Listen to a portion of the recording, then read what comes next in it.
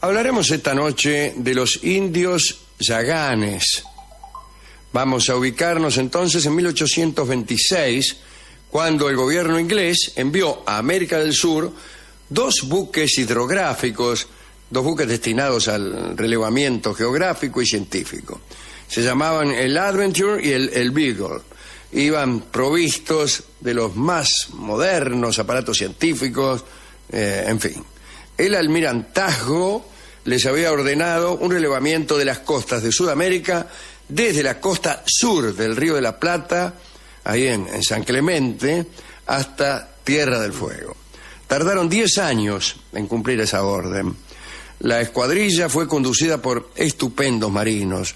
Sus nombres han quedado inmortalizados en la geografía.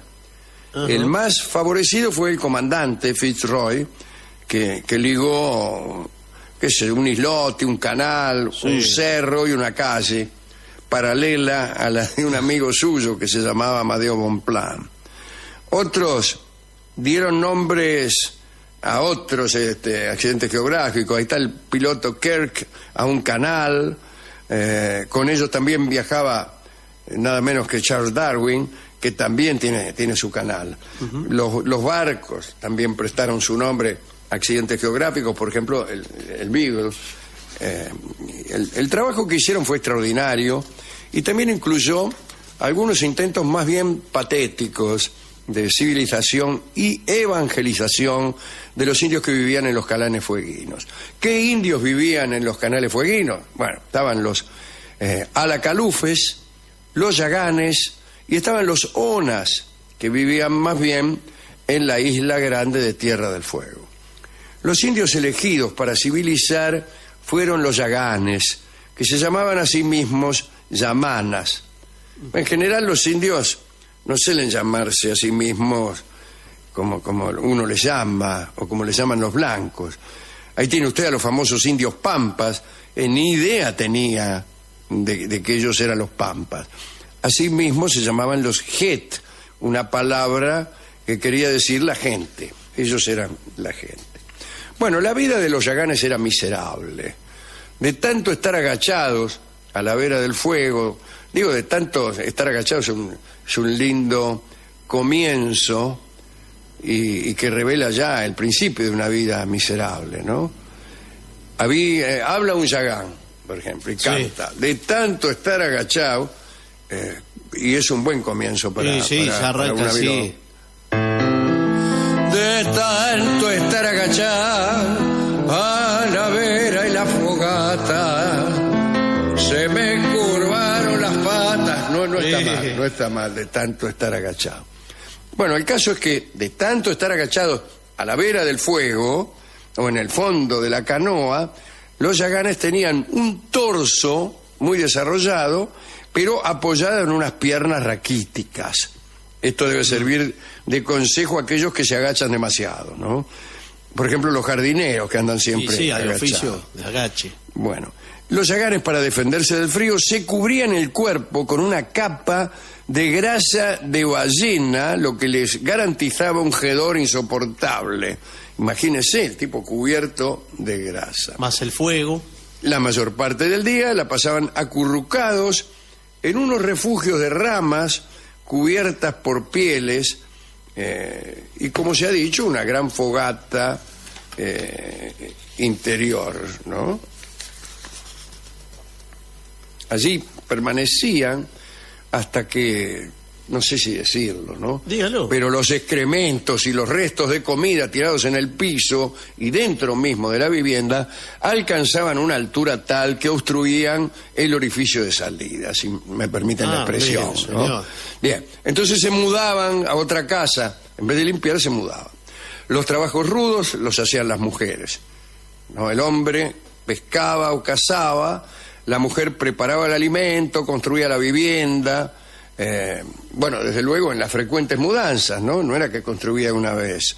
Manejaba el remo, le sacaba el agua a la canoa, y cuando todos embarcaban, o mejor, cuando desembarcaban, la mujer anclaba la canoa a cierta distancia de la orilla y después ganaba la costa a nado por aquellas aguas heladas. La moral de los yaganes resultaba, a los ojos de los ingleses, un poco pobre. La hembra y el alimento se robaban, eran objetos de robo. Combatían continuamente entre las tribus para afanarse, o sea, estaba bien afanar. Pero hay que señalar que algo un tanto paradojal. En medio de esta pobreza, el idioma de los yaganes era increíblemente rico en voces, en giros y en expresiones. ¿Cómo explicar esta opulencia idiomática dentro de semejante miseria?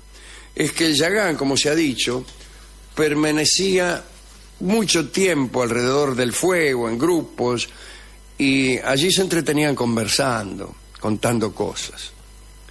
Es una explicación que a mí no me satisface mucho. ¿Qué contaban si estaban siempre adentro? Estaban siempre ahí. Bueno. El lenguaje era, según dicen, originalísimo y por esa razón de muy difícil captación. Por lo pronto no tenían escritura y desconocían la existencia de la palabra. ¿Qué quiero decir? Que no podían producir un término separadamente. Su discurso era continuado. No dividían en palabras. Eran escasísimos, además, esto no lo creo. Es raro todo, pero no termino de entender. Yo tampoco termino de entenderlo. ¿Cómo no se divide? Bueno, todo discurso puede oírse como un continuo si uno no lo conoce. Porque a menos que se refiera a especies de ideogramas en los que, bueno, son Pero si ideas... un pez tenía un nombre, entonces ya esa era una palabra, lamento decirle, sí, al lingüista que ha escrito este informe. A menos que fuera inconstante, pero no se la podría nombrar. Claro. No se la podría nombrar. Bien. Pasemos por alto este asunto. Pero digamos sí que no existe en el idioma yagán una palabra que defina el pescado, pero tienen denominación especial para todas las especies. El tiburón, el atún, la mojarrita, qué sé yo.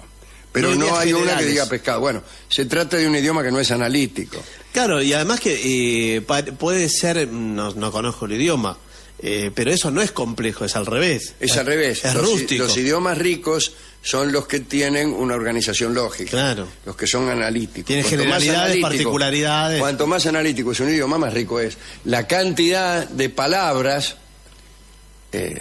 no tiene nada que ver. Es curioso que digan que no conocían la existencia de la palabra, cuando el reverendo Thomas Frisch, años después, hizo un diccionario yagán inglés, con 32.000 términos. Quiere decir que sí conocían la palabra, sino como hizo Frisch para identificar. Y si nombraban a todos los peces, pero no a los peces como grupo, tenían palabras para nombrar a cada pez. Claro, exactamente. Así que sí, palabra había. Bueno,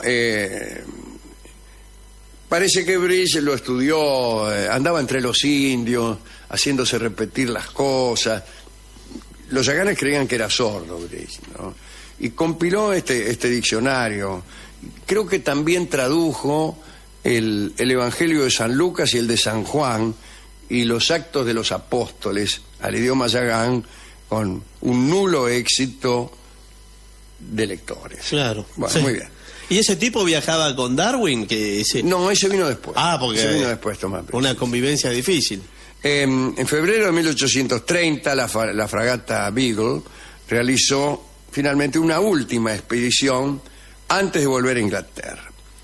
Una tarde, unos marinos que habían salido a bordo de una ballenera, en una lancha, fueron asaltados por los indios yaganes, que les afanaron la embarcación, le afanaron la lancha, le afanaron. Bueno, hubo una investigación y se creyó prudente tomar a bordo como rehenes algunos indios yaganes y aprovechar que los tenían de rehenes para enseñarles algo del idioma inglés, a modo de castigo, y utilizarlos luego como guías e intérpretes. Hasta ese momento había existido un modestísimo comercio entre indios y marinos. Los tripulantes les entregaban a los indios unas gorras coloradas a cambio de pieles. Pero parece que las pieles eran muy escasas también. porque ya enseguida, a los 10 minutos de empezar el intercambio, los yaganes entregaban las pieles que llevaban puestas, quiere decir que no tenían otras. Claro, porque me imagino que todavía en ese momento no estaban las ovejas que se introdujeron después. No, claro, eran pieles de foca y claro, esas cosas. Ese tipo de cosas. Los rehenes, de los que acabo de hablar, que habían quedado a bordo, fueron una indiecita de 8 años, fue Gia Basket, un muchacho de unos 20 años, Boat Memory, son nombres caprichosos que le habían puesto los ingleses. Otro tipo grandote llamado York Minster y un muchacho de unos 14 llamado Jeremy Button. Los lavaron, los vistieron de marineros, es una porquería, ¿no? Nunca quisieron fugarse hasta que llegó el momento de volver, ¿no? Uh-huh. Bueno, ¿qué hacemos con los indios? Y pasó algo extraordinario. El bergantín estaba ahí en el canal de Beagle y justo aparece un viento muy, muy favorable como para iniciar el viaje. Y el capitán, mientras todos estaban pensando, bueno, ¿cómo los bajamos? ¿Qué sé yo? Dice, yo zarpo, no me voy a perder este viento. Los llevamos a Inglaterra y otro día los traemos de nuevo, dice. Y se fueron. La travesía fue larguísima a pesar del viento, 4 meses y medio. En ese tiempo los indios adelantaron muchísimo en el inglés y pudieron contarle al comandante la forma en que solían comerse a sus enemigos. Pero ¿eran realmente caníbales? No.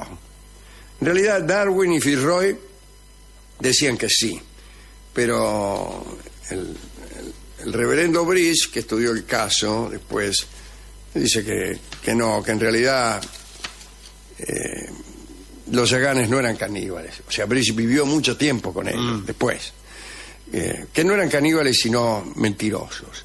Les gustaba mentir y se entretenían, como hemos dicho aquí de alguien, viendo cómo sus invenciones más extravagantes eran creídas por los blancos, ¿no? Bueno, llegaron a Inglaterra el 14 de octubre de 1830. Fitzroy los instaló en una granja, los hizo vacunar, no se sabe contra qué. En diciembre, Boat Memory murió. Fitzroy pagó todos los gastos, no solo a los que estaban muertos, sino también a los que estaban vivos también, ¿no? Aprendieron inglés, doctrina cristiana, herrería, carpintería, en fin. La noticia de su presencia despertó mucho interés, desde luego, a tal punto que el rey los quiso conocer. Y un día, Guillermo IV de Inglaterra los recibió en el Palacio Real de St. James, y la reina les regaló a la chica, fue Gia Basket, un sombrero. El rey le regaló un anillo y así estuvieron haciéndose mirar por los cortesanos. Allí en 1832 otra expedición zarpó hacia Tierra del Fuego y los llevó de vuelta. Y llegaron en enero de 1833. York y la chica se casaron. Y, bueno, al llegar de vuelta se eligió un emplazamiento para una futura población. Se construyeron refugios, algunas casas, una casa incluso para los novios. Allí les enseñaron a labrar la tierra y los yaganes, los viajeros, ¿no? Se encontraron con su familiar, se reencontraron. Apenas sí se saludaron, parece. Quién sabe si tenían idea de la continuidad de esas personas, digo yo, pensando. Bien. El caso es que Fitzroy dejó allí un misionero, Richard Matthews, y se fue. ¿Qué iba a hacer? Se las tomó. Ahora bien, cerca de esa población nueva que habían construido los ingleses y algunos yaganes amigos, había como 100 o 200 yaganes que eran medio retobados, ¿no? Los ingleses se fueron, andaban recorriendo por ahí la zona y un día desde el barco vieron unos indios que llevaban puestas ropas y paños que ellos le habían dejado al mencionado Matthews, ¿no? Al tipo que estaba a cargo, al reverendo. Entonces Fitzroy regresó a la población, se enteraron de que los indios habían acosado a Matthews, que le hacían continuos pedidos, le robaban todas las cosas. York y Fuegia Basket entraron una noche a la habitación de Matthews y lo afanaron, lo dejaron desnudo, le llevaron todo en una canoa. Así que el intento de civilización parecía haber fracasado. El único que permaneció hasta último momento fue Jeremy Button, que al volver por última vez a Inglaterra, el Beagle, fue visto. Estaba en la costa y encendió una fogata. Era como un adiós, ¿no? El último adiós de Jeremy Button. Y nunca más lo vieron. Se fueron a Inglaterra con una idea bastante pobre de los yaganes y se encargaron de difamarlos convenientemente, ¿no? Y esta es la historia del intento civilizador de los indios yaganes. Bueno, alguna vez tendremos que hablar de los onas. Aquí hemos hecho alguna vez una charla acerca del último ona, que creo que era una mujer y que murió no hace mucho, hace relativamente poco, digo, en nuestros tiempos. Así que ya no hay ni el último ona. Y no sé cuál habrá sido el último yagán, ¿no? Bueno, no tiene mucha importancia, pero sucede que el último de la lista siempre tiene una dignidad que el penúltimo ni se sueña, ¿no? Así que curiosa esa cultura de nuestro pensamiento. El último amor, uno habla del último amor, a lo mejor el último fue realmente flojo comparado con los anteriores. No siempre la vida repite simetrías ni protocolos artísticos. Quizá nuestro mejor amor fue el tercero, no el primero. Y por ahí el que creemos que fue el primero fue el segundo, porque nos olvidamos de uno. Quiero decir que la construcción que nuestro romanticismo hace del pasado es seguramente falsa. Así que, ¿para qué estas recordaciones si ni siquiera estamos ciertos de haber sido lo que nos parece que fuimos?